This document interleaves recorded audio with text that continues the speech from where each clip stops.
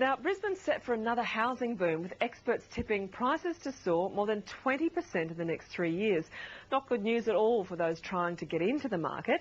However, as Belinda Burrows discovered, there are still affordable properties less than 40 k's from the CBD, and they're a stone's throw from the water. Well, I think we've got the last cheap land available in Brisbane. Cheap land in Greater Brisbane doesn't seem possible nowadays, but believe it or not, it is, and you'll be gobsmacked at the price. You can still pick up blocks for just a bit under $30,000. You heard right, $30,000 for your own slice of southeast Queensland, and on top of that, these blocks are close to the water. So where is this affordable land mecca? It's literally in Redland Bay, on the peaceful Russell Island. Yeah, every day's a holiday, and you might have heard they say there's no hustle or bustle on Russell. If you just want a quiet lifestyle, and which we are after, and I'm sure a lot of people are, I think it's the perfect place to be. Like a lot of young couples, Elise and Dominic Alberth had given up on the great Australian dream thanks to soaring property prices. But after discovering Russell Island, they're now set to build their own home. That'd be good, and then we can have the deck up there. That'll give us really good views. And a stone's throw from the water, 700 square metres of level land with water glimpses. This property would cost hundreds of thousands of dollars on the mainland. The Alberths paid just $10,000. And we just couldn't pass it up. Since then, we've decided to go on and invest, and each block's cost between $15,000 to $30,000.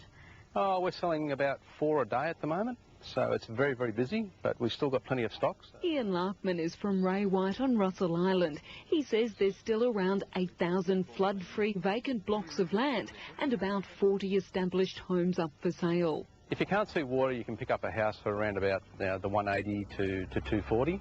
If you can see water, you're paying around 250 to 300,000. Waterfront, over 400,000. So what can you get on the island?